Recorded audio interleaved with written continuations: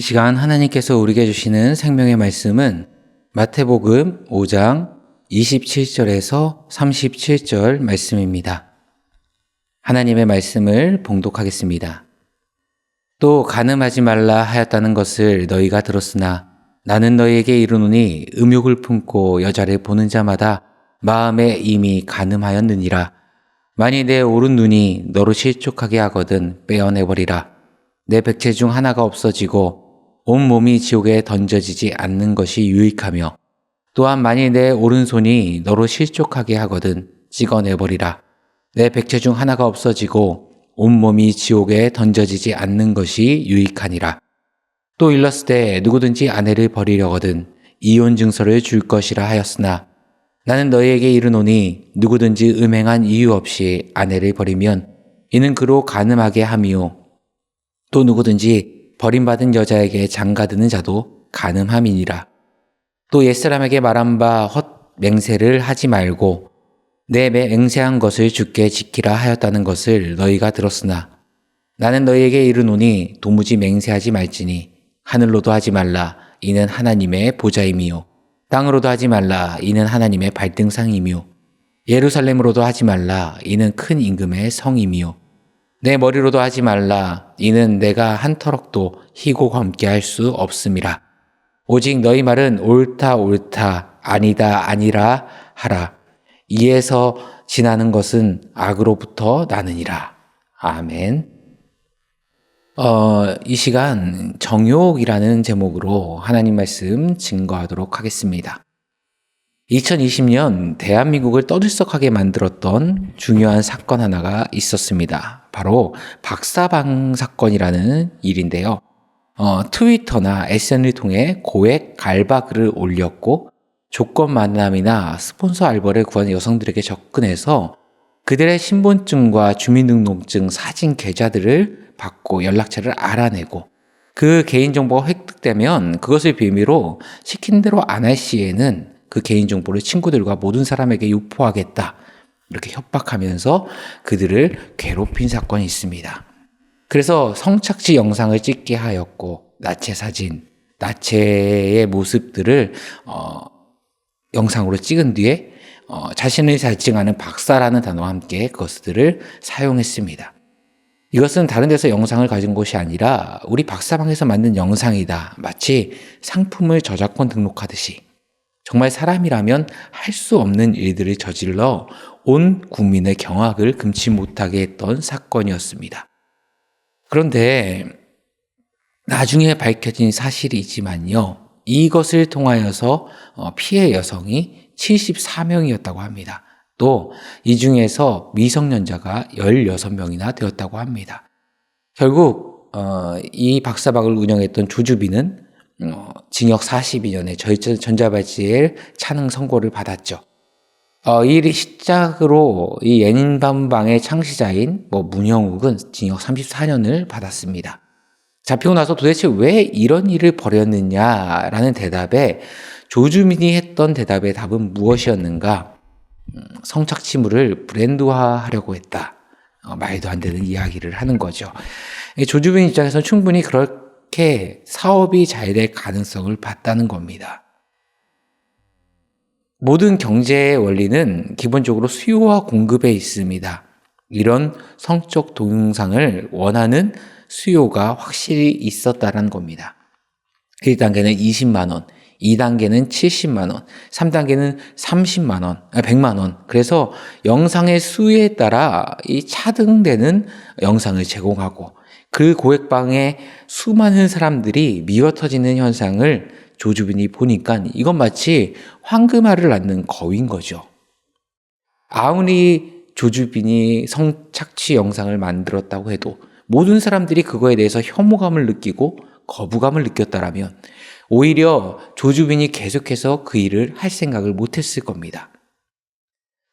청년 사역을 하다 보니까 이 땅 가운데 모태신앙으로 자라났고 하나님의 자녀라고 이야기하고 늘 기도하는 친구지만 여전히 이 음란의 문제에서 자유롭지 못한 사람들이 종종 있습니다.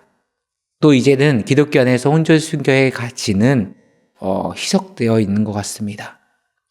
크리스찬 청년끼리도 지켜야 될 스킨십이나 이런 것에 마지노선이 없습니다.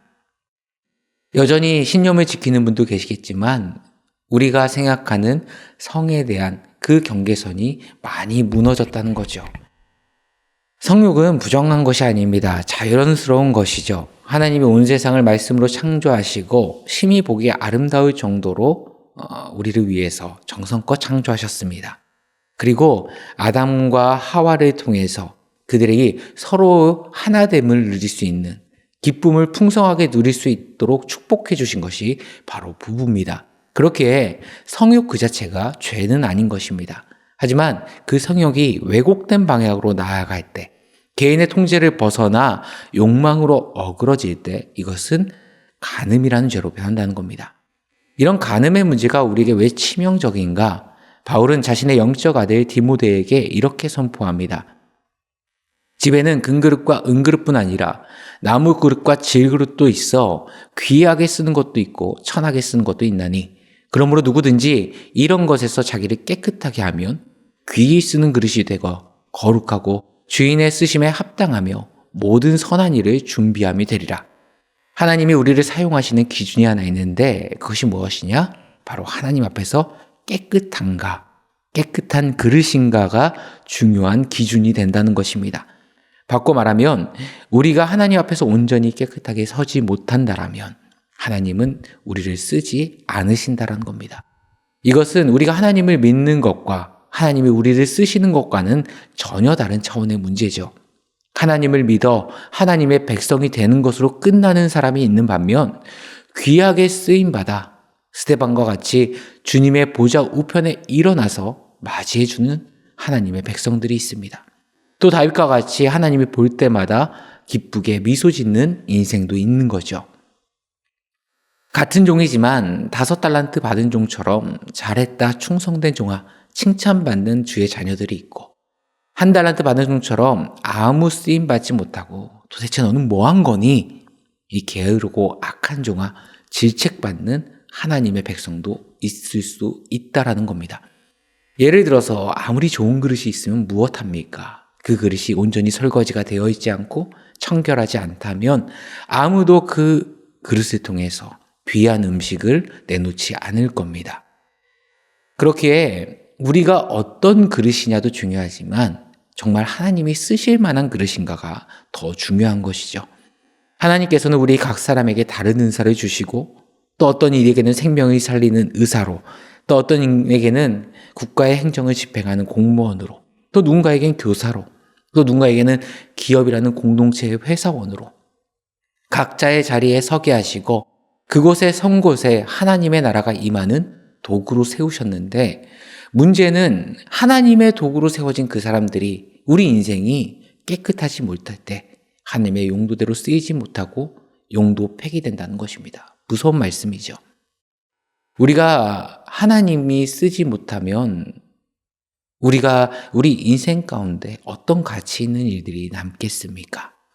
그렇게 우리가 이 땅 가운데 살아가는 이 하루, 우리 인생 전체를 온전히 하나님 안에 붙들림 바 되려면 이 정욕에 넘어지는 것이 아니라 철저하게 하나님의 백성들은 통제하고 철저하게 컨트롤할 수 있는 거룩을 위한 선택의 문제라는 겁니다. 고린도전서 10장 23절에 바울은 이렇게 이야기합니다. 모든 것이 가하나 모든 것이 유익한 것은 아니요. 모든 것이 가하나 모든 것이 덕을 세우는 것은 아니니. 할 수 있다고 다 하는 것이 아니고 하나님 앞에서 깨끗하기 위해 내가 지켜야 될 그 선을 넘지 않는 다스림의 문제라는 겁니다. 그렇게 하나님께서도 예수 그리스도를 통해 산상수훈의 말씀을 가지고 하나님의 나라의 백성의 삶의 방식을 강론하시는데요. 분명하게 말씀하십니다. 27절과 28절을 보시면 또 간음하지 말라 하였다는 것을 너희가 들었으나 나는 너희에게 이르노니 음욕을 품고 여자를 보는 자마다 이미 마음에 간음하였느니라. 어떤 행위의 결과로 죄의 여부가 결정되는 것이 아니라 하나님 앞에서 깨끗하게 서겠다라는 그 마음이 무너졌다는, 내 마음이 온전히 하나님 앞에 서고자 하는 그 마음이 무너져 버렸다는 것이 문제라 이야기하시는 겁니다. 오늘 말씀을 정리하겠습니다. 내가 하나님의 거룩한 자녀고 나는 지금 하나님 앞에 서 있다. 코람데오의 정신으로 우리의 삶을 살아가길 소망합니다. 우리는 넉넉히 정욕의 문제, 우리 마음의 다스림의 문제도 하나님 앞에 서 있는 우리 자신을 의식하며 살아갈 때 능히 승리할 줄 믿습니다. 이 한 주 살아가시는 동안 거룩한 주님의 백성이 되시길 간절히 축원합니다. 함께 기도하겠습니다. 참 좋으신 하나님 아버지, 이 땅 가운데 살아가면서 우리의 눈과 마음을 뺏는 다양한 음욕과 음란과 간음이 만연한 이 시대 가운데 온전히 우리가 하나님의 자녀로서 온전히 지켜야 될 선을 지키게 하시고 하나님 앞에서 깨끗한 종으로 서게 하시고 하나님의 마음을 의지함으로 말미암아 주님께서 언제든지 쓰실 수 있는 깨끗한 그릇으로 사용될 수 있도록 주님 축복하여 주시고 함께하여 주옵소서. 이 모든 말씀 우리 주 예수 그리스도의 이름으로 기도드리옵나이다. 아멘.